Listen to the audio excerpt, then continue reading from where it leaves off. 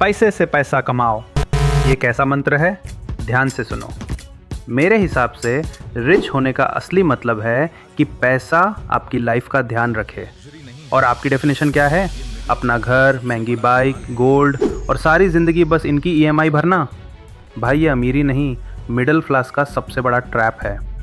दोस्तों पिछले 20 ईयर्स से टैक्सेशन फील्ड में बैठकर मैंने लोगों की यही रियलिटी देखी है। खोखला शो ऑफ चल रहा है। ये 4 मिनट का वीडियो आपकी आंखें खोल देगा, इसलिए गलती से भी स्किप मत करना और एंड तक ज़रूर देखना। वेलकम टू लर्न विद अमृत। और आज मैं डिकोड करूंगा मेरा सबसे बड़ा मंत्र, वाई पैसा इज़ एवरीथिंग। चलिए मैं आपको एक कड़वा सच बताता हूँ। बहुत लोग देखे हैं बढ़िया घर, गोल्ड, महंगी bike, but the moment bread earner की डेथ होती है या जॉब जाती है, बूम, कैश फ्लो रुक जाता है। डिपेंडेंट्स को 2 वक्त की रोटी के लिए स्ट्रगल करना पड़ता है। क्यों? क्योंकि ब्रेड अर्नर सिर्फ करंट देख रहा था, उसने फ्यूचर के लिए कोई कैश ट्री सीड ही नहीं किया। जब तक पेड़ नहीं लगाओगे, फ्रूट्स कहाँ से खाओगे? मेरी खुद की वाइफ अन्नू का भी यही माइंडसेट था, सिर्फ करंट एंजॉय करो।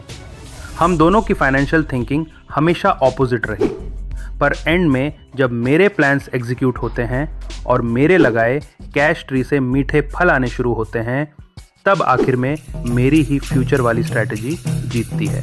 मैं अपना खुद का एग्जांपल देता हूँ कि ये सीड कैसे काम करता है। 2011 में मेरे गुरु उपिन सर के स्ट्रिक्ट इंस्ट्रक्शंस पर मैंने पीपीएफ स्टार्ट किया। हर महीने सिर्फ 1000 रुपये इन्वेस्ट किए और बीच बीच में जब भी कोई एक्स्ट्रा इनकम आती मैं चुपचाप पीपीएफ में ऐड कर देता। अगले साल ये अकाउंट क्लोज होने पर आ रहा है और कंपाउंडिंग का पावर देखो, आज मुझे उस पर 30,000 का इंटरेस्ट मिल रहा है। लेकिन क्या मैं अगले साल उसको निकालूंगा? बिल्कुल नहीं। मैं उसे और 5 साल के लिए एक्सटेंड करूंगा ताकि आगे चलकर और मीठे फल खा सकूं। कैश से कैश कमाने के लिए माइंड पे तगड़ा कंट्रोल और पेशेंस चाहिए होता है मेरे भाई। ये एक छोटा सा एग्जाम्पल था कि कंपाउंडिंग कैसे काम करती है। अब कुछ ज्ञानी लोग बोलेंगे, अमृत इमरजेंसी आई तो घर और सोना बेच देंगे ना? मेरे भाई वो टेम्परेरी सर्वाइवल है और इंडियन माइंडसेट को मैं अच्छे से जानता हूँ। सोना इन्वेस्टमेंट कम और शो पीस ज़्यादा है। इमोशनल अटैचमेंट इतनी होती है कि लोग सोना बेचते नहीं, उस पर लोन लेते हैं और एक नए डेट ट्रैप में फंस जाते हैं। तो अब करना क्या है? ध्यान से सुनो मेरा गुरु मंत्र। अपने दिमाग से ये घर और सोना का क्रेज निकालो।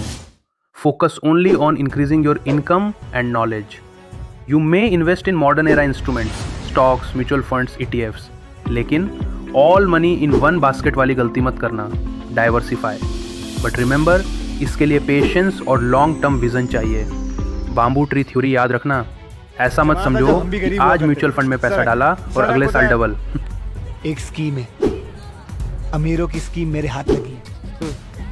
25 दिन में पैसा डबल।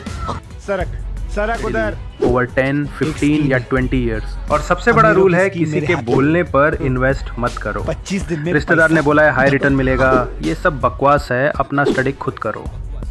मुझसे भी कोई मैजिक ट्रिक मत पूछना, क्योंकि मुझे आपका रिस्क एपिटाइट नहीं पता। आप कितना रिस्क ले सकते हो ये सिर्फ आप जानते हो, उसके हिसाब से इन्वेस्ट करो। सीड लगाना आपको खुद सीखना पड़ेगा, तभी आगे चलकर सही फ्रूट्स मिलेंगे। आंखें खोलो, अपने कैश फ्लो का कंट्रोल अपने हाथ में लो और इस फेक EMI मैट्रिक्स से बाहर निकलो। अगर ऐसी ही असली नॉलेज चाहिए तो लर्न विद अमृत को अभी सब्सक्राइब करो। मिलते हैं अगले वीडियो में। ध्यान रखो और वाइजली इन्वेस्ट करो।